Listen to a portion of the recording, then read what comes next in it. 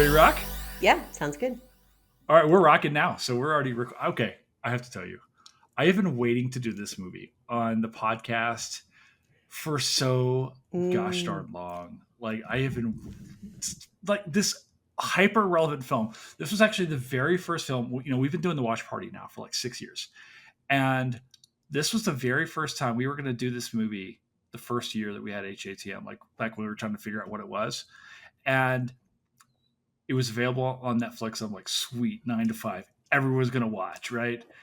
And then Netflix decided to like pull it from the rotation the night before we've never been able to show this on HATM.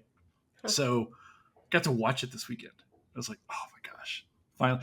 This is one of those movies like I was always familiar with, but I never watched it all the way through. You know, Mm. so yeah, I'm so geeked. I'm glad you're here, and your book is amazing. It's like I have other Thank you. I have other issues with your book. Actually, this is not issues, but like I sent you a list of questions last night, and the reason why they came so late is because I started reading your book over the weekend, and I could not stop reading your book over the weekend, and I was like, more ready. So that yeah. Anyway, all right. Jess, you want to now I'm talking the whole time. You want to introduce yourself and tell us what you're doing here? Sure. So I'm Jess Calarco. I'm a sociologist at the University of Wisconsin-Madison and the author of my latest book, at least, which is Holding It Together, How Women Became America's Safety Net. And I'm happy to, should I get into it in more detail or? Yeah, absolutely. Are you kidding me? We have by all means, I want to talk about your book and your work. Yeah, absolutely. Please, Sure. please tell us more.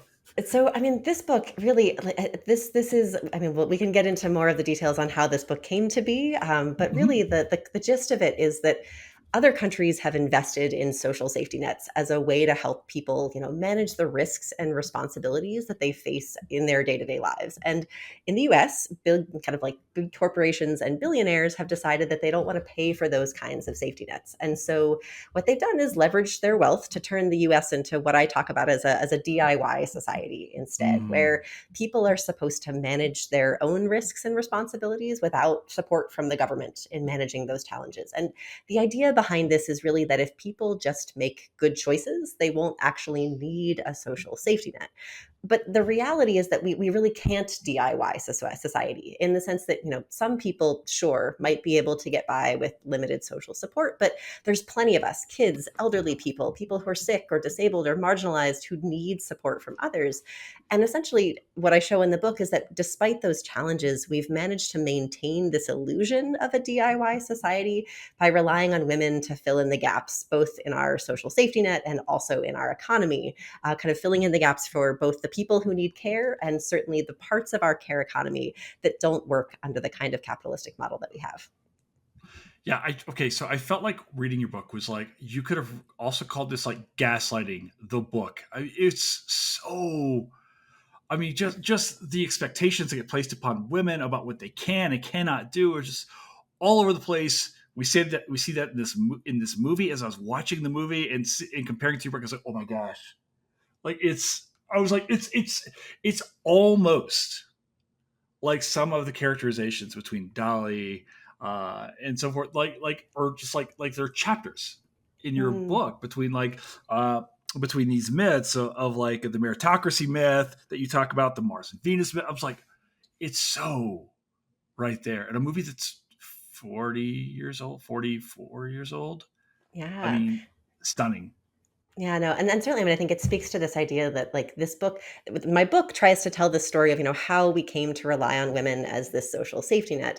And in Right. a related way, the movie is kind of taking us into the lives of these women who, despite the efforts of second wave feminists, were finding themselves, continually trapped under patriarchy's glass ceiling, kind of working for what they talk about as the sexist, egotistical, lying, Mm. hypocritical bigot of a boss, who makes all of their lives miserable in the process. And I think the movie is just, it's powerful both for its comedy and for its brilliant writing, and for the way that these women manage to not only get revenge on their boss, but also kind of take control of the company and implement this set of progressive policies that more than 40 years later, we still don't have in the US today, which is the other part of why this often, felt so frustrating to rewatch, but also so maybe a little bit hopeful in the process too.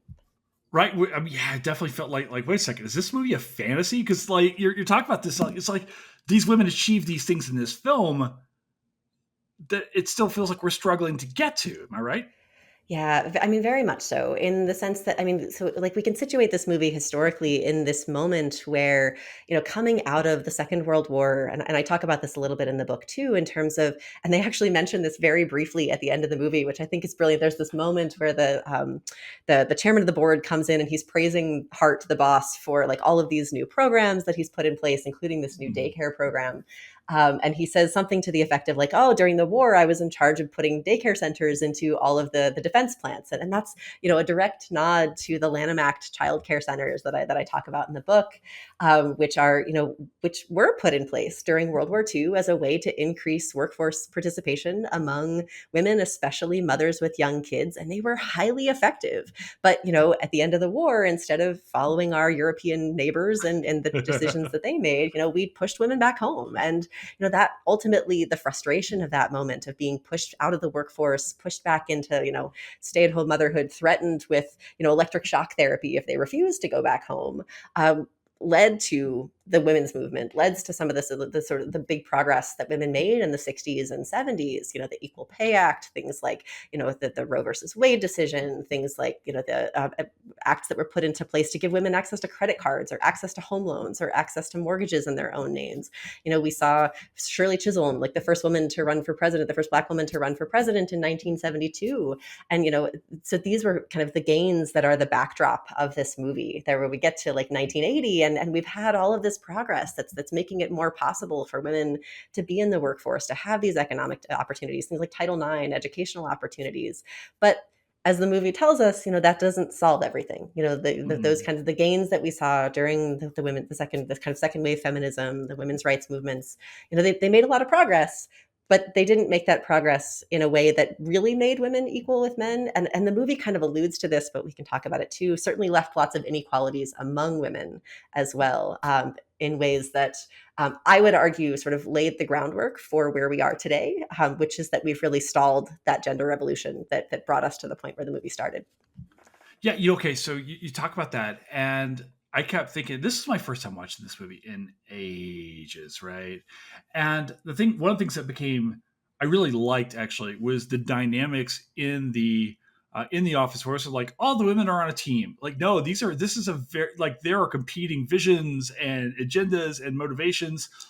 People don't trust Dolly or Dora Lee at first because they think she's sleeping with the boss. There's all these conflicts, and it's just laid right out there for us, you know. Yeah, and that gets back to the myths point that you were mentioning before, in the sense that I talk in the book about how we know what the solution is. We know that, I mean, 9 to 5 laid it out for us. We need childcare. We need flexible work policies. We need limits on paid work hours. We need all these things, but we don't get there because we have these myths that the Right. powers that be have used to delude us into believing that we don't need a social safety net, but also to divide us, by gender, by race, by class, even among women, in ways that prevent us from coming together to fight for those better policies. And we see that in the movie through characters like Roz, who's like you'd say the right hand man, but the right hand woman of the boss, Right. who she's buying into this meritocracy myth, believing that, like, if women just work hard, if they just follow the rules, if they just do everything right, they can get ahead and compete with men. They don't need any special treatment. Or you see, what happened with Dolly, or with Dora Lee in the movie, where she's sort of treated, she's kind of represents the sort of feminized labor, the sort of lower working class kind of opportunities for women, where she's treated with skepticism and treated with scorn, treated as less than, assumed to be sleeping with the boss in those ways, which suggests these kinds of divisions that are seeded among women as a way to keep them kind of sniping at each other, instead of saying, oh, how could we all benefit from workplaces that are less fraught with sexual harassment, for example, or that actually offer equal pay. Yeah. Okay. So I remember Dabney Coleman being like the bad guy, and I, he's so deliciously awful of a human being in this film, right? Because this is like the movie I think about Dabney Coleman. I think about this role in his career. I wasn't expecting go back on this rewatch to see just how awful and how overt his sexual advances and the way he treated the women are. And was this representational, Jess, of the time? I mean, I don't think it's wrong. I mean, certainly what we know about sexual harassment in the workplace is that it is still rampant in many workplaces today. And certainly, if we're talking about the late 1970s, early 1980s, that was very much the case at the time, especially at a moment where the kinds of job opportunities most open to women were, the kind of classically feminized occupations, but then also Mm, this growing need for women in the expanding kind of pink collar economy. Women working as secretarial workers, women working in kind of administrative type jobs around these growing corporations that were dominated by men. And so they were in these highly feminized roles within these larger occupations. So there were status considerations involved, there were gendered considerations involved. This was a time when there was, the overwhelmingly white women filling these positions, but certainly a place where we see large amounts of bigotry, large amounts of harassment and abuse of women in those kinds of contexts. I remember my own mom was in the workforce around this time and has talked about kind of how the level of sexual harassment that she experienced in the workforce and the kinds of mistreatment that she would hear from the people around her and toward the people around her as well. So I don't think this is I think it's maybe an exaggeration at times, I but hope not so. necessarily um, an exaggeration maybe in the played for comedic effect, but not Right. necessarily in the seriousness of it or in terms of the impact that it has on women's lives. Yeah, I wonder, thinking about that, like, you, in order to make this watchable to where we're not traumatized in just watching the film, you almost have to play it for laughs. I think, right? Exactly, and that's where I think, I mean, and that's, I think there's a number of moments in the movie, whether we're talking about the scenes of sexual attacks on these women, or whether we're talking about, their pursuit of their boss later on in the movie. I mean, these are situations that are um, deeply fraught, but also played for laughs in ways that I think are that resonate in the sense that sometimes when it comes to things like trauma, the only thing you can do is laugh, and find ways of that sort of the emotional release of laughter becomes a way to cope with the stress of trauma. And not for everyone, not universally, but at least that can be a way to process these kinds of impossible situations. Yeah, yeah. In some ways, I think about this film, and this might sound a little odd in terms of the film Friday that comes out in 1995, because it's talking about inner cities, it's talking about drugs, it's talking about breakdowns of communities and the importance of family, the community's family, but it's doing it in a way that, say, Boys in the Hood is not, or like Minister. It's using comedy, it's using laughter, and Yeah. this film's also dealing with heavy stuff through this comedic lens. I think it punches hard. Yeah, and I think it also speaks to the way that the resonance that this movie had in terms of, like, one of the biggest blockbusters of all times, comedy wise, and just it wasn't. Critics didn't see it as this big hit initially, and then just like audiences have loved it. It's maintained this cult appeal over time, and I think it speaks to this idea that using comedy to tap into the difficult parts of our lives, and especially the kind of subtly subversive comedy that's happening here Mm. in the way that characters like, I mean, Dolly Parton certainly, and certainly the other lead characters in the film too are kind of using these um, lines where they kind of sound sweet on the outside, but if you read the subtext, if you listen closely to what they're saying, they're kind of taking digs at their bosses. They're kind of pushing back against capitalistic systems and exploitation in ways that are deeply critical. And so it's that like veneer of humor on a much kind of steelier reality that is, I think, very telling, and also just it echoes so many different genres that we've seen, following. It's like it's a workplace comedy. It's like Office Space or Trading Places.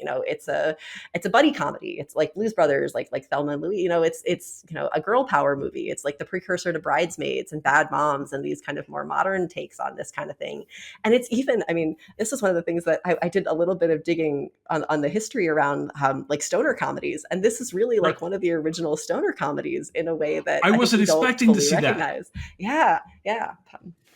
So I Oh, think it just taps into all of these genres that have deep appeal, and speak to the role that comedy can play in our lives.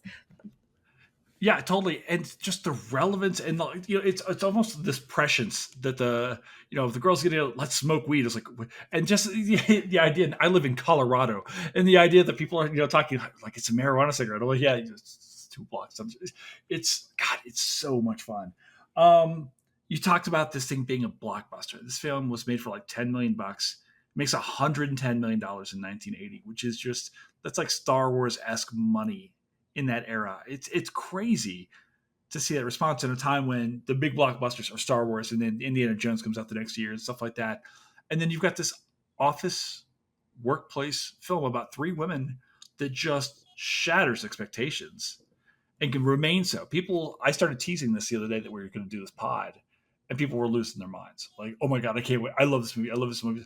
What were people, were people talking about about women in the workforce like this movie in 1980? Is this what makes it different? Like, what's going on? What are the conversations around women's lives, in 1980? Yeah, I mean, certainly at that time, this is where we are coming out of, 2 decades really of kind of women's activism, kind of women's social organizing around issues like, equal pay, around issues like sexual harassment, around issues like Mm, gender discrimination in the workforce and education. And so this wasn't something that was a taboo topic. If anything, I would say that the conversations that were being had around gender and equality in the 1960s and 70s were probably maybe even more overt than what we've seen in recent decades. There was sort of a retrenchment that happened in the 1980s and 1990s, in part coming out of the fact that, essentially in the wake of the kind of feminism that happened, very focused on helping women to compete in the workforce with men, and the way that that disproportionately privileged white women in the workforce, and especially sort of affluent white women, it meant that, it was sort of the lean in version of feminism that took over in the 1980s and 1990s. This idea that, like women have, kind of they've done their thing, they've achieved this level of equality. Now now we have women, running like as CEOs of corporations, we have women in office, we have women, leading medical teams. But what that did was ignore the deep inequalities that were existing among women. And one of the things that those kinds of, I think what's missing both from the movie to some extent and also from the larger conversations was the consideration of how women's equality in the workforce doesn't necessarily solve the issue of women's equality at home. And so, what came out of the 1980s and what's kind of continued to shape women's lives today is these persistent inequalities in terms of the gendered labor on the home front. Who is doing the childcare? Who is cleaning the house? Who is making dinner? Who is doing the cognitive labor of figuring out scheduling and transportation and elder care responsibilities and picking up all the slack on those fronts? And so, what that means is that all of a sudden you have what sociologist Arlie Hochschild talks about as the second shift. So we have all these women entering the workforce and achieving equality. And that book notably was published in the late 1980s, and gets at this idea that this shift, this growing number of women in the workforce hasn't actually reduced the labor that women are doing at home, which essentially just creates this, that, now they're taking 2 jobs. They're doing this full day of 9 to 5 work in the office, and they're also doing the second shift of labor. And that really, we didn't solve that crisis. And part of why we haven't solved it is because the women who benefited most from that, that kind of second wave feminism were able to use the economic gains that they had to some extent to outsource some of the labor that they would otherwise be doing, paying for childcare, paying for elder care, paying for house cleaners or for someone to cook their meals for them. And that, like, pushing the risk downstream, pushing the responsibility downstream, has allowed that kind of precarious system to remain intact in ways that have kept mm. us from coming together to say, actually, no, we do need universal childcare. We do need universal paid leave. We actually do need to fight for better pay for those care providers, as opposed to keeping that labor underpaid so it's more affordable for those women who are trying to make it at the top. And so I think that's part of what's left us so stuck right now. I have to ask you, like, if women are having to do this second shift in this era, um, what the hell are the men doing? Like, what's going on with my team over here? Like, what's going? What are men doing? I Are we just mean, working and coming home and kicking off the shoes? Like, is that the expectation? historically, yeah, that's about right. In the sense, I mean, even today, women do roughly twice as much time, spend like twice as much time as men do on unpaid caregiving, whether that's childcare, housework, all the other kinds of things that go into caring for families and homes and communities. And that's, been, and that's actually better than it has been historically. And so certainly, I mean, I think we can imagine, some of the dads that I talk to in my research very much have that expectation, especially if they have wives who are stay-at-home moms or who are part-time employed, this sort of expectation that, I'm working for pay. And this is another place where they allude to it at the end of the movie, but the one thing that the chairman of the board is not okay with is this new Equal Pay Act, or Equal Pay program that's been put into place. And I think that speaks to the way that, that's the other missing piece here, in that those lingering pay gaps between men and women, the sense that women are, like, on average making 82 cents now on the dollar that men are. But if you factor in that, like, a lot of women, especially moms, are working only part-time jobs because of childcare disparities and things like that, that it's in the 60s. It's something like 68 cents per dollar on the dollar compared to what men make. And so if we factor that in for mothers versus fathers, if we consider those pay disparities, that's part of what allows couples to feel like it makes more sense for women to be the ones to sacrifice their paid work, to take a step back when their kids are born, take a couple of years off of the workforce because they can't afford childcare, or to step back into a part-time role. And the more that women are the ones who are doing that, it reinforces this cycle where it seems natural and normal for them to do that, and also undermines their incomes in ways that then further decrease the leverage they have to demand equal pay at home, or equal participation from their partners at home. And so I think these are, mutually reinforcing cycles in ways that have kept us in a situation where a lot of men feel like they don't have to participate in those ways. Yeah, if I could get the producers to go ahead and just blur my face out for the next like hour or so while I just sit in shame for the, oh my God. Yeah. You talk about this in the book too, right? The idea that women are raised as children to become this social safety net, and combined then with, like, I don't know, programming, maybe is this the right word? And then combined with the fact that the men are making more money, it shoves women into these positions. And then there's this other thing going on here in the film, which when we see through Jane Fonda's character, she's thrust now into a position of necessity Mm, of going to work yes. because of a divorce. I think the husband cheated, if I recall correctly, and so forth. And now she's got to go. Now she's got to go to the workforce. I'm wondering, like, the expectations then of the marriage. We see so much right now in the current political climate. The debates and so forth. We got one side talking about their anti no fault divorce and things like that. Like, what were the roles of or considerations of marriage and women's roles in marriage different, say, in 1980 than they are today? Are you seeing changes in the way that people are looking at relationships as well? I mean, certainly, I think we're in a moment now where the sort of the billionaires and big corporations who've created this DIY society model that we Yeah. live in have realized that if the goal is to exploit women, to get them to fill in these gaps, women hold almost 70% of the lowest wage jobs in the US economy, and they're often pushed into those jobs by virtue of their childcare responsibilities. To get women to not only do the unpaid labor, but these underpaid jobs in the economy. One of the most effective means that they have is to push women into motherhood, and then to leave them with nowhere to turn for support and nowhere to hide when other people ask them to hold even more. And, I mean, I think this is a situation where, and I talk in the book, so there's, Lily Tomlin's character is a widow, and kind of gets pushed into Mhm. working in part because her husband has passed away.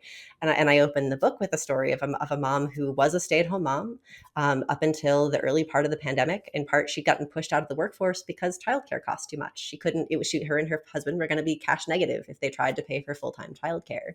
But the pandemic hits, and unfortunately, her husband, or her fiance, dies very suddenly and tragically. And she has nothing. I mean, she has almost no savings. He was trying to start a business, and they put everything into that, and she didn't have a job, and ends up, moving herself and her kids into a shelter. Ends up on welfare. Ends up, ultimately taking 3 jobs to make ends meet for herself and her kids, working 60 hours a week, including weekends, and doesn't get to see her kids. And talked about how, I mean, so it's not even the 9 to 5 kind of situation. It's far more than 9 to 5 in terms of what she's working. Given, I think we've seen seen not only the value of welfare benefits decrease substantially since the Mhm. 1980s. We had in the late 1990s the shift from AFDC to TANF, which just slashed the value of welfare benefits for women and for single moms with kids. And then we've also seen the value of the wages erode in terms of especially lower wage jobs that are disproportionately held by women. And that's how you get a situation where, Lily Tomlin could make things work on, a single income in the 1980s. Today, Akari, this mom that I talk about in the book, it Mhm. took 3 jobs and 60 hours a week to barely get herself off of welfare. And even then, she lost access to all these services that she was able to access when she was in a lower income situation. But she talked about how she couldn't, she could go back on welfare, but she didn't want to run out of time because there are time limits on the program in terms of lifetime limits on how long you can be there. And because welfare means that you can't have money saved up. And her own mom had moved back to Japan after her parents divorced to go help care for her own aging parents. And she couldn't save up enough money to buy plane tickets for herself and her kids to go visit her mom if she was on welfare. And so like to her, this was she felt like she had to just work as much as she could to be able to make ends meet and maybe hopefully someday have a chance at getting ahead. It just feels like no kind of life whatsoever. Um, and you're talking about this, and one of the things I keep thinking about now, which I hadn't thought about earlier, was this idea of these gendered attacks on welfare. This idea in the Reagan administration, this idea of the welfare queen. I remember hearing this term, and I'd never really put that together till you were just talking about this. It's like just the idea of linking women, of womanhood, to social services, and both of them being cast in a negative light is disgusting. Yeah. It's awful. um I want to ask you about something happy though. The cast in this film is redonkulous. Is that the correct word? It's, oh my gosh. Can we talk about this? I think we think about this in terms of Dolly, and I do have a question for you. So we'll just lead off with Dolly here, which is, do we deserve to live in the same world as Dolly Parton? Oh gosh, she is brilliant in a way that I think is deeply underappreciated, and I think her sensibility um, is both captured in the movie and in the sense of like she has this sort of sweet exterior, but is Hmm. so steely on the inside. And you hear that in the lyrics of her songs. You hear that in her delivery throughout the movie. You hear that in the way that even the way that the whole movie is structured, in the sense that it's this light kind of farcical comedy, this over the top slapstick comedy even, Hmm. but it's sending these like hard hitting messages, like critiques of capitalism, critiques of patriarchy, in ways that are just brilliant and incisive and hard hitting in those ways. Yeah, she's I just she reminds me in this film, and I always say this, of my Aunt Diana, who is in my mind the greatest human being I've ever met. Just giving and kind and wonderful. She doesn't listen to my podcast though. So but I think about this, and I was like, okay, Dolly, Jane Fonda, and what I wasn't really prepared for, wasn't thinking about, was watching this film. This actually feels like Lily Tomlin's movie. Am I wrong? Like this is No, no, I think you're like, right. And really, I mean, I think Lily Tomlin has, I think, some of the best lines in the movie, in the please, sense that it's please. these lines that, you know, um, where she's often trying to appear as though she's complying with or even Mhm. deferring to the authorities around her, but where she gets these digs in, where she's sort of subtly subverting authority. There's this one line I jotted into my notes. Roz, the sort of the right hand woman of the boss, kind of Right. puts up there, tells her to put up this notice to employees about these new policies saying that employees can't have the personal items on their desk. And she says, here, Violet, can you put this up on the bulletin board? And Violet turns to her and says, thanks, Roz. I know just where to stick it. And it's just like those little digs, and she has a whole bunch of those throughout the movie. And I think it's the humor that she brings to it, the deadpan sarcasm. I think that's drives the movie in a lot of ways, because it's that sensibility of sticking it to the man kind of thing. And then I think also it's notable to me that of the three main characters, she's also the only one with kids. And I think I think they don't do a whole lot with motherhood in the movie, in part because it would be very hard to have these nighttime hijinks if you had to deal with figuring out childcare at the same time. At Sure. least that, from my own perspective, that would be very Yeah. complicated. Um, but I think there's something about the sensibility that she brings to this, as a widow, as a mom trying to figure this out. It's her kids who give her the pot to fuel this, like, you know, um, dream sequence that then gets echoed in the way that they ultimately end up pursuing the heart in the end. So I mean, I think it is certainly a movie where her sensibility, the humor that she brings to this, the sarcasm that she brings to this, really captures the essence of it in a deep way. Yeah, she's amazing, and I just maybe I felt ashamed for myself for just not remembering how good she is in this because she's great in everything. Um, but you brought up the fantasy sequences, the dream sequences, and I had forgotten all about those. And I'm watching this movie, and then all of a sudden, I seen Jane Fonda in like the bush gear with the hat, and I'm like, what is going on in this? Did you have a favorite dream sequence? Oh goodness. I mean, I think they're all so over the top. I mean, They're fun.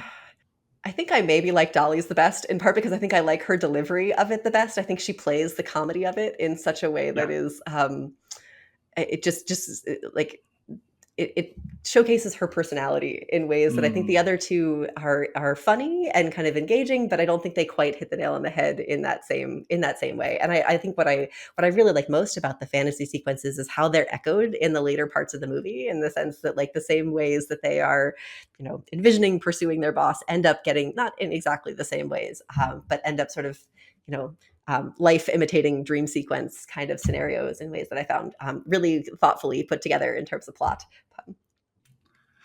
One thing I was just out thinking about right now is, and I didn't prep you for this, but um, the song. If we don't talk about the song, I'm gonna get just murdered by the audience here. Is this the best theme song in the history of movies? I mean, yeah, I said that you asked me, you did prep me for what is my favorite quote, and I Okay. said I was going to cheat Okay. and say that the song Yes, was my please. favorite quote in the movie Okay. anyway. So I think we're good on that front. And really, I mean, I think a lot of people probably don't know that this song was actually written for the movie, in the sense that this was not, a Dolly Parton song that already existed that just happened to align with it. And the idea that this song that has had so much staying power, that is just so deeply embedded in our culture, was for this movie, and certainly the fact that the movie opens with this song kind of sets the stage for it in the beginning, and it's, I mean, it's a banger of a song, but I think it's also, deeply feminist and deeply anti-capitalist in its sensibilities, which makes it, deeply ahead of its time, on so many levels, which is, I think, very much worthy of note in that sense. I mean, if you like, just I wrote up the chorus in the sense that like Please. it's working 9 to 5, like what a way to make a living, barely getting by. It's all taking and no giving. They just use your mind and they never give you credit. It's enough to drive you crazy if you let it. And that just, it speaks to the gaslighting. It speaks to the sort of the glass ceiling. It speaks to this idea of exploitation and sort of capitalistic exploitation. It's all literally right there in the chorus. And that is, some brilliant writing, if I do say so myself. Yeah, Dolly's just Dolly's the best. This is. Did you hear the remix recently with Pitbull? No, I That haven't, that but I'll is have to check out. that out. It's on my gym playlist now. I'm just like, I don't like, I'm in there just being dumb in the gym, and I'm rocking Dolly to this day in 20 cause in Pitbull. It's fine. So it's I love it. It's God, I love the song. It still resonates Yes. almost 50 years later. Yeah, and I mean, I think this gets back to this idea of, the problems with American work culture. Not only the problems with American gender culture, but the fact, and it speaks to why things like Office Space have become cult classics too, in the sense that they capture, I mean, a very Marxist sensibility when it comes to the sense of alienation that we have from our jobs, the way that the sort of trying to pull every bit of work out of us, that many Mhm. jobs in our society try to do, the way that we're often not given credit for the work that we're doing. I mean, I think, and the frustration of having a boss who feels like they were promoted because of who they know, as opposed to, what they're actually capable of doing, that these are such universal feelings within the kind of system that we operate in, that it makes these movies, I think, feel incredibly resonant for so many people. After writing this book, did you were there moments in rewatching this film that resonated particularly with you, that were just like, oh gosh, I get this. This is Yeah. especially for me. That's a I mean, I think certainly Lily Tomlin's story, in the sense of the Violet character, just how, being thrust into a situation where you had a life that was operating, and certainly even Jane Fonda's character, Judy, too, it kind of Mhm. being thrust into a situation that was beyond your control, whether that's through divorce or whether that's through, widowhood, being pushed into this situation and having to suddenly figure it out in ways that women are often forced to do, speaks, so deeply to some of the stories that I share in the book of women that I interviewed and talked to for the project, and even I think Dolly's story on that front too, in terms of women who especially are from kind of marginalized class positions, who are trying, oftentimes pushed into these feminized roles within corporations or within society more generally, and the way that they're looked down upon, the way that they're judged by others, the way that they're seen as less than, even as they're trying, even if they have supportive partners at home, like she does. She has like kind of like the one good Yeah. husband in the movie, that he's doing his best and is supportive of her, but they're in an economic situation where she has to work full time and needs this job, and has to subject herself to that kind of abuse and harassment, um, despite maybe having bigger dreams. We do see that she gets to be the country western singer at the end, but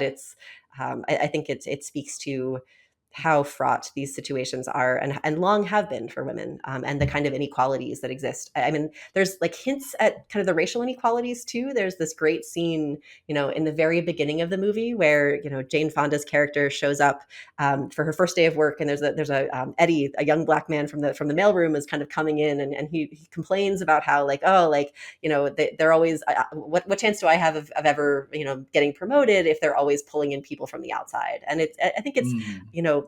the movie doesn't do much with racial inequalities, but there's a couple of subtle digs like that get it at least an acknowledgement of the fact that there are other inequalities at play here beyond just the gender inequalities that are the focus of the movie. And I think that's one of them. There's another scene with another kind of small part character, Maria Delgado, who's like the only mom of young kids in the story, that gets a sort of, she's the one who gets fired for talking about salaries in the restroom, and ultimately gets brought Gross. back, and benefits from the new job sharing program. But I'd love to hear more of their stories, and more of those stories, because those certainly resonate with many of the moms that I talked to for the book, as well.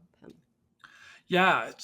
All right. So I want to ask you, because I do want to talk to you more specifically about the book itself, because you talk about this, about how this book wasn't always the story of what this started off as the best laid plans of parenting. Like, where did this book start? And then what was the transition? Like, how did everybody's got this story, but how did this start? And then how did it end up this way, and why? Yeah. So, I mean, my early research was on inequalities in education. So a pretty different topic, than this book, at least kind of on a broad scale level. But I had my own two kids. And so my early research was mostly ethnographic research. So spending time, deeply embedded in schools and communities and interviewing families, oftentimes in their homes, oftentimes in the evenings when they got home from work. And I had my own two kids in 2014 and 2017. And I knew I wasn't in a place life-wise, in part because of childcare challenges and other types of life things.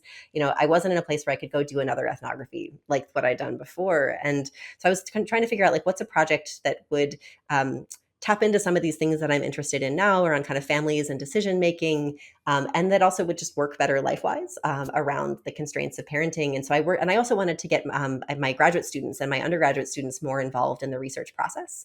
And so I designed a study where I planned to recruit 250 pregnant women from prenatal clinics in Indiana, and then follow them, through the first roughly 2 years postpartum, asking them initially kind of, you mentioned the best laid plans of parenting, asking about, like, what kinds of decisions do you plan to make for your new babies? Where do those decisions come from? Who's shaped your thinking around these ideas? And then how does life intervene, often in deeply unequal ways? And how do you cope with that on the back end? How do you think about yourself? How do what kinds of judgments do you face? And so we started that project. We started recruiting for the project in 2018 and 2019. And if you do the math, you'll figure out that we were still in the field when the pandemic hit in 2020. And so that Mhm. gets us to, we were still in the field. Some of the moms had moved away from Indiana. And so we'd already started doing Zoom interviews and phone interviews for those who weren't local anymore. And so we transitioned pretty quickly to remote, interviews and things when the pandemic hit. And it just became so apparent so quickly how much of an impact the pandemic was having on these families with young children. And about half the focal child was their first baby, and about half had older kids, in some cases ranging up through high school age. And just, families were impacted, but particularly the women in those families who were not only responsible for childcare disproportionately when schools and childcare centers closed, but they were the ones figuring out, getting grandma her medicine, getting meals delivered to neighbors when they were sick, filling in for colleagues when they had issues at work. They were sort of getting assaulted on all sides when it came to the added demands of COVID. And that, created a situation where, and that was that I ended up doing 3 more waves of pandemic focused data collection to kind of better tap into, what was going on with families in this moment, and did some kind of early pandemic like media stuff around those interviews. In part because we had some of the first data on the impact that COVID was having on families, especially families with young kids. And out of that came this one interview that I did with Anne Helen Peterson for her Culture Study newsletter, that had this quote in it where I said, "Other countries have social safety nets and the US has women," which ultimately ended up going viral. It was the kind of, and I think it just resonated with what so many women in the US in particular, but and in many other places too, were feeling in that moment where they had just been completely abandoned, and then also, left to be the ones holding the bag, in the sense of the ones trying to figure out how to hold this all together, how to keep, their kids in school, how to keep, their families from getting sick, how to keep, their communities from falling apart. And this was, and so in the wake of that, quote going a bit viral, an editor reached out to me from the press and said, "Hey, there's a book here. You should write this book." And I was like, no, I just published a couple other books. Like, I'm good right now. I have my kids at home. Like, this is not a good time.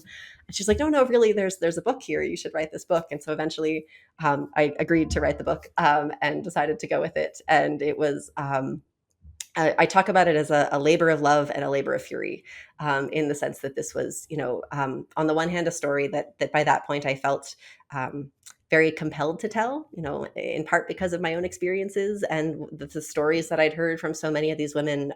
But it was especially in the wake of, the death of Build Back Better, in the wake of some of the policy shifts that we've seen in the run up to the publication of this book, telling the story of not only how did we get here, but how did we come so close and then fail so horribly, was part of, and what would it take to build back better, to actually build back better from here, was what kept me going with writing this book.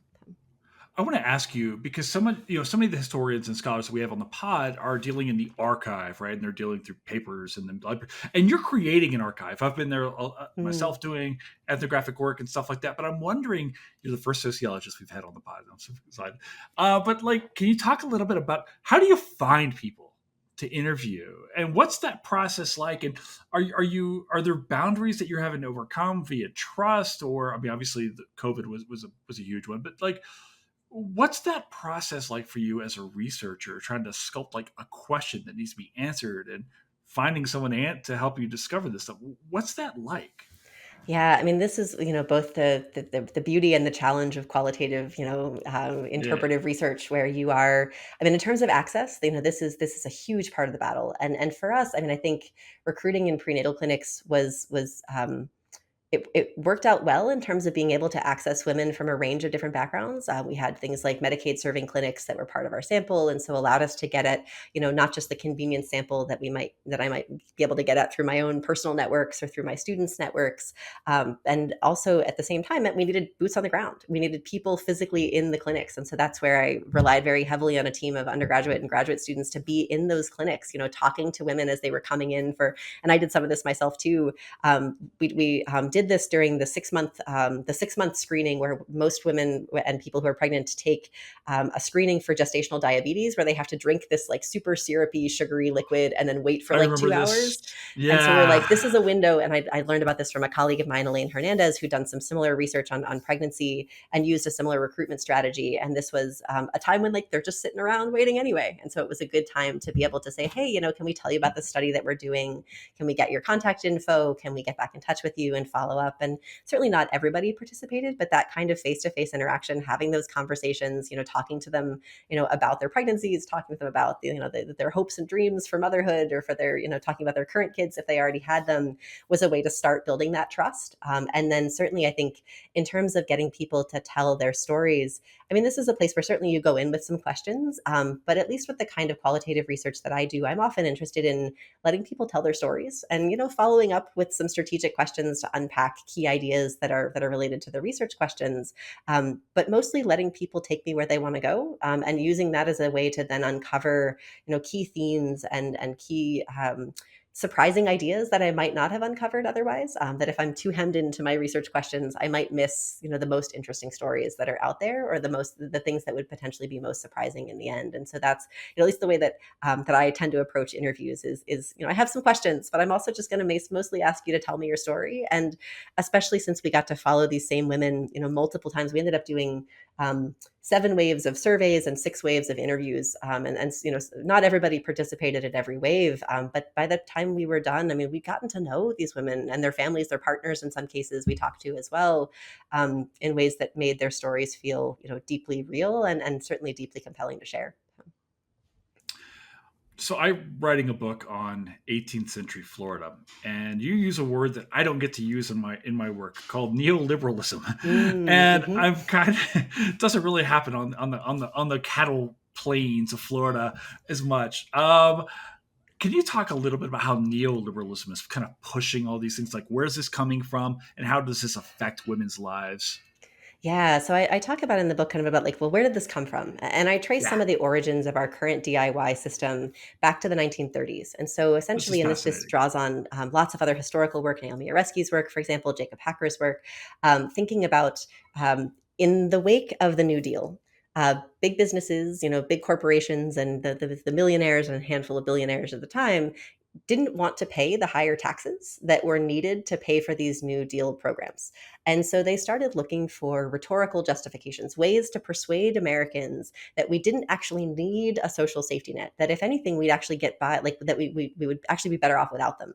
And what they found was a group of economists out of Austria at the time who were developing what is now neoliberal theory, which is essentially this idea that people will actually, in the absence of any sort of protection, will do more to protect themselves from risk. And so if anything, if you put in place a social, this is the theory at least, if you put in place a social safety net, people will actually make riskier choices, which will then lead to worse outcomes, which will then require more support. And this is kind of the whole foundational basis of neoliberalism, is this sort of, actuarial calculations of risk and how people respond to risk. Now, this has been thoroughly debunked in the sense that that's not how people actually respond to risk.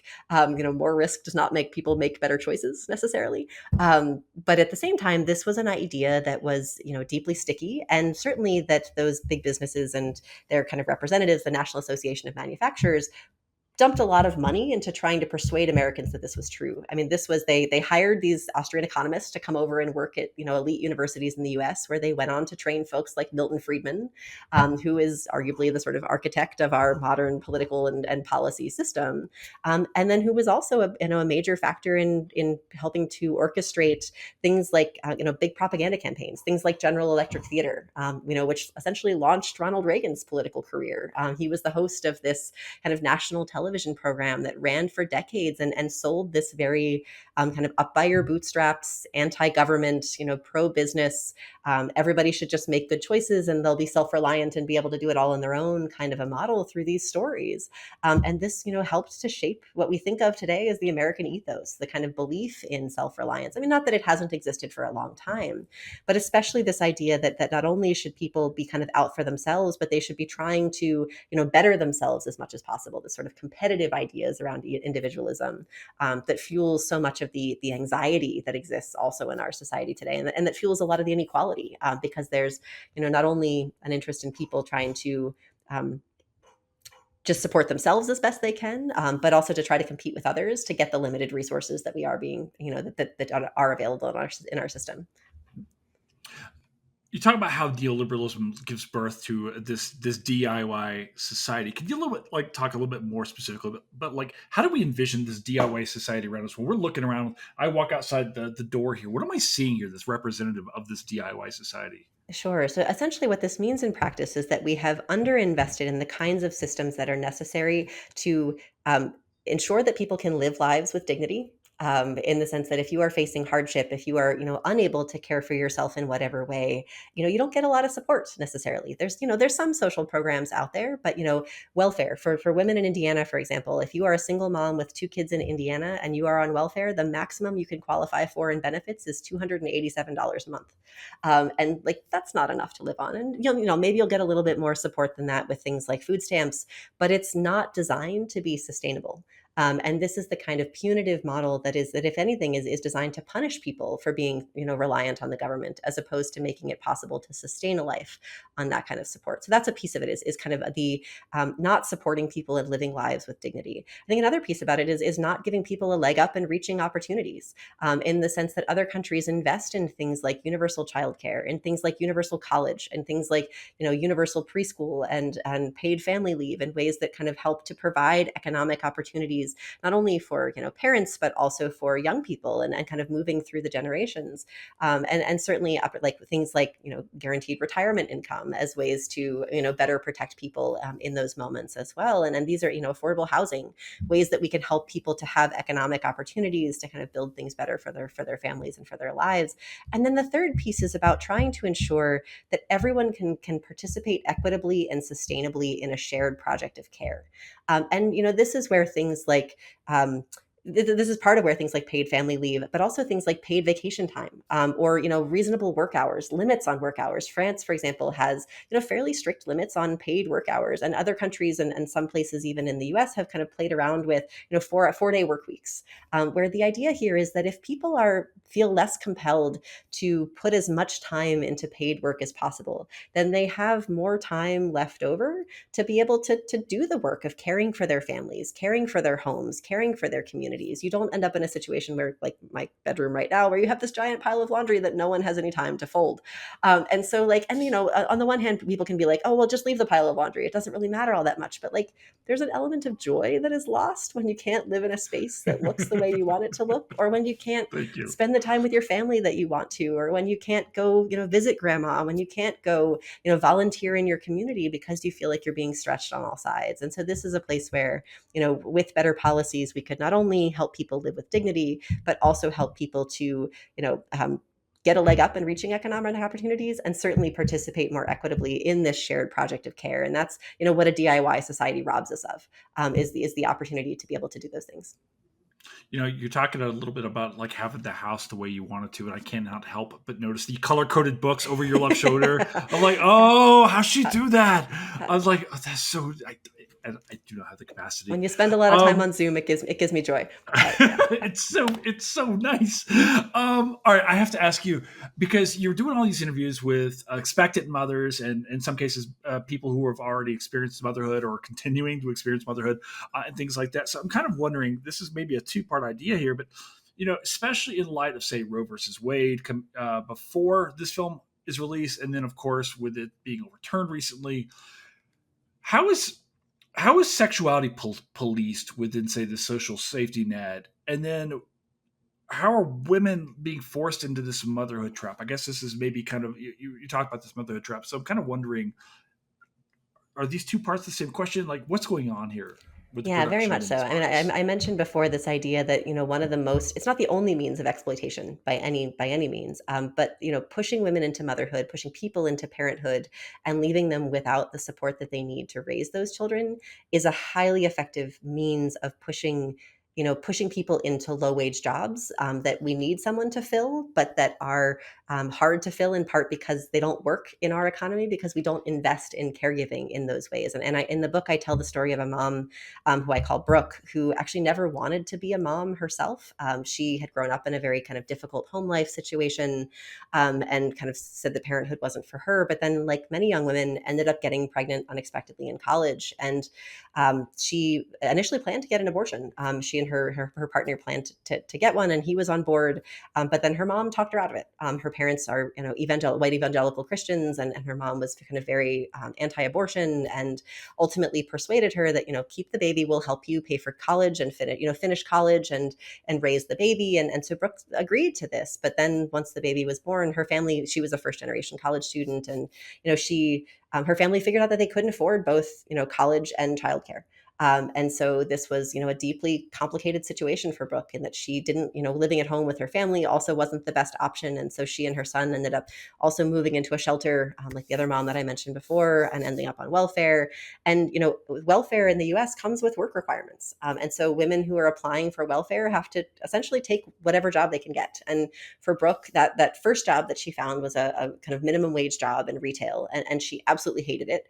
And this she's like, and so she started looking, for other opportunities out there, and the best job that she could find was ironically a job in childcare. And it was also a very low paying job, but it was a job that, meant that it came with free childcare for her as a childcare worker. And she talked about how at the time she was paying as much for childcare as for rent. And so this was kind of a no brainer for her, even though she was worried about working with kids, given that this, she didn't even want to be a mom herself, let alone, care for other people's children, and ended up liking the job. But it was a job that kind of left her stuck financially. She got promoted to assistant director of the center a couple of years later, and she was still only making $25,000 a year. And this was, she wanted to go back to college. She felt like, maybe if I can be a nurse, like that would be a ticket to like prosperity, a ticket to stability for myself and my kid. But she couldn't figure out a way to make childcare and schooling work, in the sense that, she still didn't trust her parents to watch her son. And so night classes weren't an option. And, she still has to work full time to be able to support her family. And so this is, she ended up just kind of staying in her job at the center and, trying to take a class here and there, but really it kind of never went anywhere, childcare wise, to be able to finish that degree. And that's, I think, kind of emblematic of the ways that, and this was even before, the Dobbs decision, in the sense that, we've long had mechanisms, whether they are legal mechanisms like what we're seeing now, or cultural mechanisms like with evangelical Christianity and conservative viewpoints often more generally, that kind of make abortions or kind of fertility decisions more fraught for the people who should be the ones making them, in ways that can push women into motherhood, oftentimes at times, or in ways that are less than ideal, and that can then ultimately lead them to get stuck in these kinds of low wage jobs. So I had this really hard conversation with my own mom recently. She just came up to visit for my birthday and all that kind of stuff. And I never expected to have this conversation, but I was like, I wanted to go for it because I kind of wanted to know who my mom is, right? And the experience that she had. She was a teen mother in Western Kentucky, and so forth. She was 17 when I was born. And, we come from a very strong, like the family's evangelical and things like that. But I had to ask her, I was like, did you ever consider an abortion? Was this ever on the table for you? I was like, and it's weird because we're talking about me, right? Sure. I'm like, and I didn't know how to ask her, but like, hey, did you ever me? And she was like, she's like, no, I didn't, because she's like, that's not who we were. At the same time, she was like, do you think that those things were available to us in our lives? That's it. It blew my mind, Jess, because I have to tell you, the whole time I've wondered so many times in my life, I'm like, would my own mother, and this sounds awful, and I hope it comes across right. No. I've like, would my mom's life have been better Mm. in some ways had she not been a teen? What would my mom's life? I love my mother so much.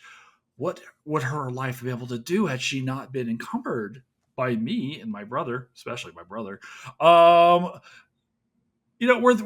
But she was like, this wasn't even an option on two different levels. And the latter, I hadn't even considered: the class aspect, the cost, the access to resources in 1977. Yeah. Yeah. I And sat those there just, barriers, I mean, even in a post-Roe world, those barriers, and even those barriers remain deeply in place, even today, in terms of the number of, well, now we've seen with these legal decisions that have, forced women to travel, or people who get pregnant to travel across state lines to be able to get abortions because they can't in their states. And even before that, I mean, if you didn't have a car, if you, didn't have health insurance, if you didn't have, access to a couple $100s to pay for procedures, if you didn't have, a partner you could trust to drive you, if you didn't have access to a family member you could trust to drive you. I mean, there's so many barriers, even aside, the legal barriers are almost just the icing on the cake, when it comes to the mechanisms that we have for, limiting fertility options, and limiting the kinds of reproductive freedom that people deserve. I have to tell you, I've rarely felt so naive in that discussion, you know? Um, you talk in your book, this is a book about women written by a woman, but you talk about this is not just it's like a better safety net applies to men, to non-binary folks as well. Can you talk a little bit about like what the benefits are? Like obviously we're talking about women and so forth and celebrating women, I hope, in this film and this discussion. But what does a better net look like for people who aren't women, who don't identify as women or men or whatever?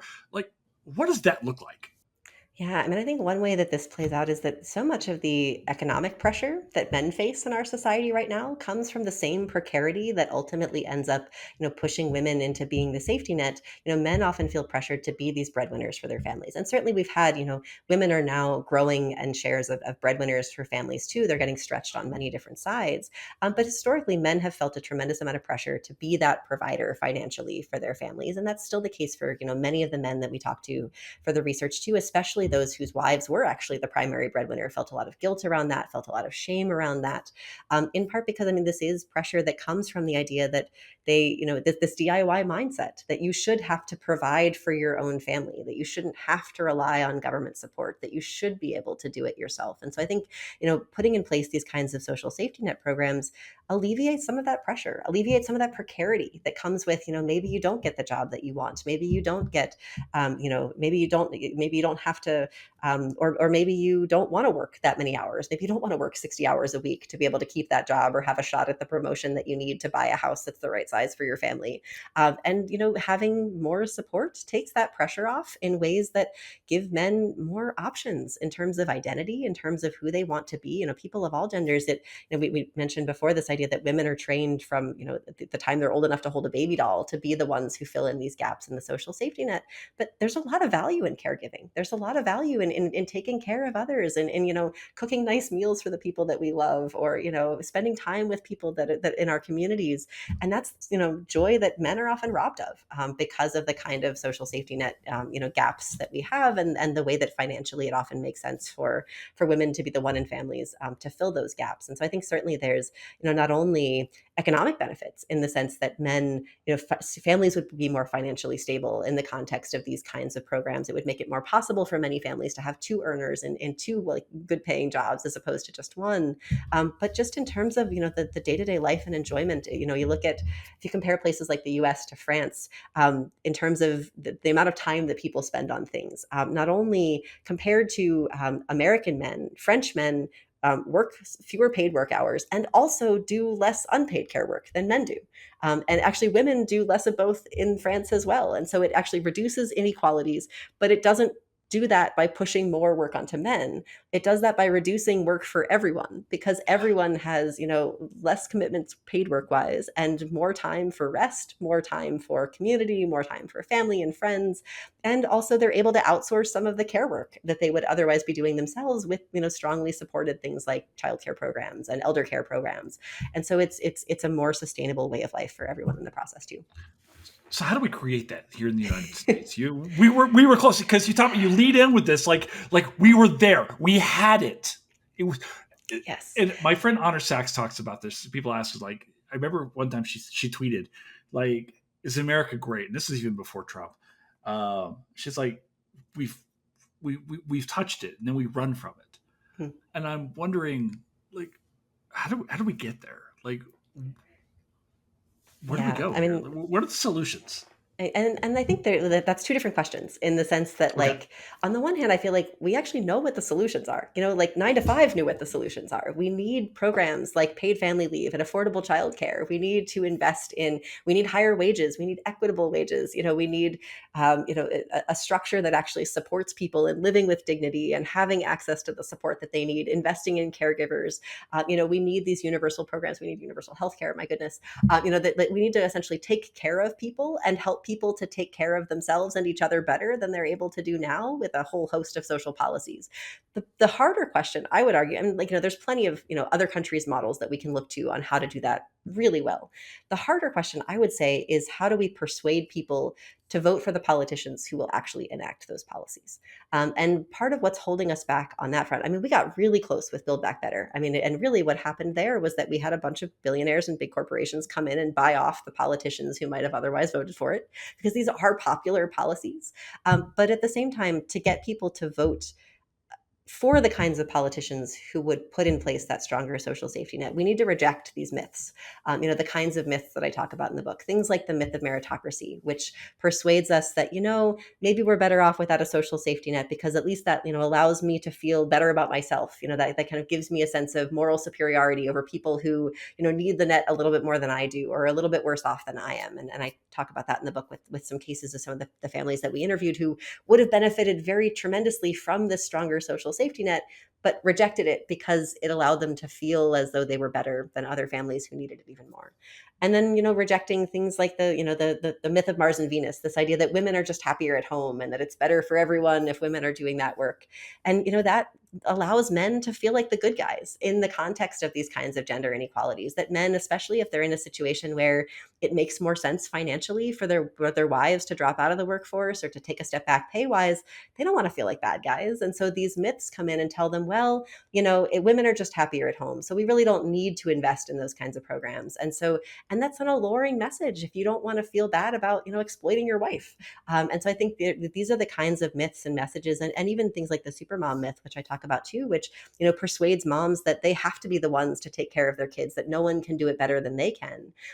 All of these myths operate in ways to, I think I mentioned before, this idea of like deluding us into believing that we don't need this social safety net, that we're getting by okay without it, and then to divide us, to divide men versus women, and to divide us by race and class, through this meritocracy myth in ways that lead us to judge other people below us, and certainly, even the supermom myth in terms of creating wedges between women with kids and women without kids, and even among women in terms of who's doing the right parenting styles and things for their kids, in ways that kind of keep us distracted from this sort of larger project at hand. And really what I argue in the book is that if we want to overcome those kinds of myths, what we need to remember is how care connects all of us, in the sense that all of us at some point in our lives are going to be givers and receivers of care. And when we're part of these networks of care, and when one part of that network breaks down, it affects all of us. So if your coworker, if their childcare provider is sick, you're probably going to have to step in to cover some of your coworkers' work in ways, while they are out. And so these breakdowns in the network, they affect all of us, whether we're, currently participating in care or not. And that's a place where we can, draw on lessons learned from some, say, labor unions about how finding shared identity can help us to fight together despite our differences. And that, I think, if we center care as the thing that connects us and unites us, then we can try to put that forward in our thinking and in our messaging, to encourage people to fight for the kinds of politicians and for the kinds of policies that are really going to support those shared networks of care. I have to ask you. You talk about policies. We talk about Build Back Better. We have to talk now about the election coming up. What does Kamala Harris's potential assumption of the presidency, her election to the presidency, do for women in the United States? Are you watching this closely in this context? Yeah, and certainly Kamala Harris has been someone who has fought for the care agenda for a long time. I mean, she was certainly one of the key voices behind Build Back Better, fighting for things like the American Families Plan, which would have put in place policies like universal affordable childcare, things like guaranteed paid family leave. We are the only high-income country and almost the only country in the world that does not have guaranteed paid family leave. And that is shameful in the age that we're living in. She has fought hard for that, fought hard for higher salaries, higher pay for care workers, in many different industries, fought to try to put in place supports for families with young children, for healthcare providers, for childcare providers, thinking about this kind of care as a system, as a net where that we all need to be part of, and that we need these kinds of supports, and certainly has a long track record of promoting these kinds of policies, understanding their impact on families. And so I think she's well positioned potentially to kind of reinvigorate the kind of messaging that we saw in the wake of Build Back Better. But I think it's important to remember too that as we saw with Build Back Better itself, a president can't do it alone. And so certainly I think that the tenor of the conversations that I've heard in the last couple of weeks certainly suggests that there is energy and enthusiasm around Vice President Harris and the possibility of her becoming the first woman president, and the possibility of what she might represent policy-wise. But I think we have to remember that policy agenda will only be possible if she has the support around her in Congress, to be able to put those policies into place. And certainly, I think that takes, we politically speaking, there's rules around what that has to look like. And kind of just having the majority, though, as we saw with Build Back Better, is not necessarily a guarantee given the role that money plays in politics right now. And so that, I think, is the part that maybe worries me is, I think we could certainly make big gains on the presidential front, but will we have the Congress to back it up? And the Congress that's willing to have the spine to reject that kind of, money meandering in politics that could potentially pull us off course. Yeah, this is a multi-part equation that we're trying to solve. You've written this book about women. You have other books that you like, maybe 3 books or so that you found influential in your own work, or that you like, or like, what do you dig? What else should we, aside from your new book, what else should we be reading? Yeah, I'll point to a couple books here that I think Please. kind of touch on a number of different topics. The first one I'd recommend, especially to get at some of the racial themes that are missing from 9 to 5, and for those who want to dig into that more, Bell Hooks's "Ain't I a Woman," which was published right around the same time in 1981, and which really speaks to the way that Black women have been left out of white feminist movements, and shows us how Black feminism, in particular, offers a more inclusive way forward, and a way forward that arguably would have avoided some of the stalled revolution issues that we've actually seen in the US in recent years. So that's, I think, what I'd recommend as the first book to check out. Second, I'd go with another book by a sociologist, or 2 sociologists actually, Kathy Eden and Laura Lane's book, Making Ends Meet, which, to move forward a couple of decades, was published in 1997 in the wake of welfare reform, in the wake of the shift from AFDC to TANF. And they show how politicians sold that shift to Americans, to the public, kind of using this racist and sexist language and stereotypes. And then they draw on interviews with hundreds of women from across the US to really show how that shift in policy was forcing women into these impossible situations financially, and forcing them into the kinds of exploitative labor situations that have only gotten worse over time. And so if you're interested in sort of the history of policy, the history of welfare reform, that's a great book to check out on that front. And third, fast forwarding a couple of more decades, and on the more fiction front, I'd recommend Celeste Ng's book, Our Missing Hearts, which is one of my favorite books that I've read in the past couple of years. It's a book set in a dystopian version of America, where in the wake of a global pandemic, the US has really embraced fear and racism and authoritarianism, including by doing things like banning books and art and punishing things that are seen as un-American. So it hits very, this was published in 2022, but it hits This is fiction? very on the nose. This is fiction.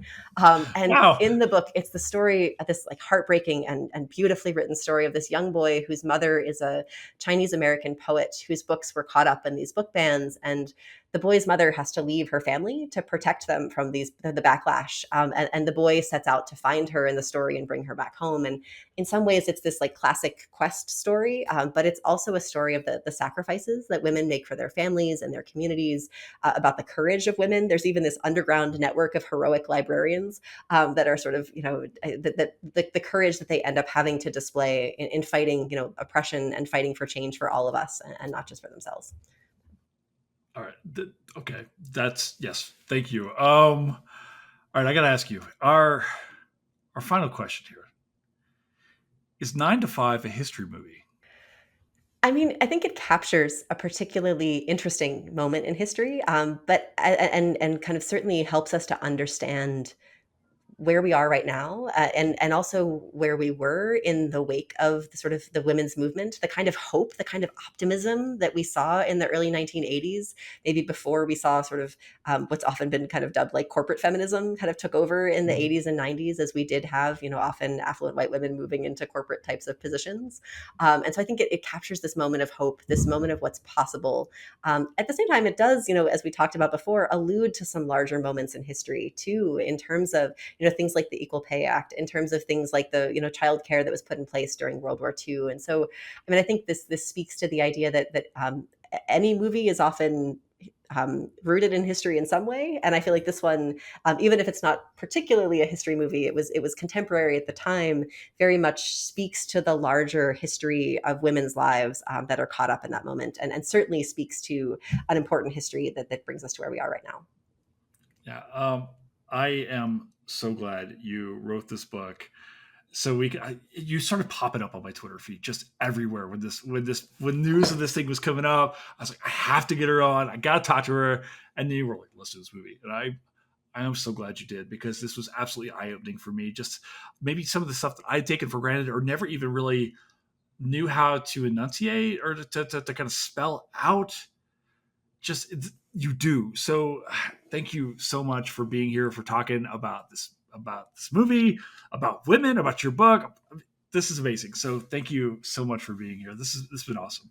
Thank you. No, gosh, this was such a fun and sort of poignant movie to revisit, and certainly touches on so many of the themes from the book. So I'm really grateful to get to share this with you, and an honor to be the first sociologist on the program too. So thank you. Well, you'll have to come back, because we've got all.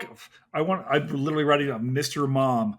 Now I got to talk about it some point in time. So, gosh, just this is awesome. Thank you so much. Yeah, thank you.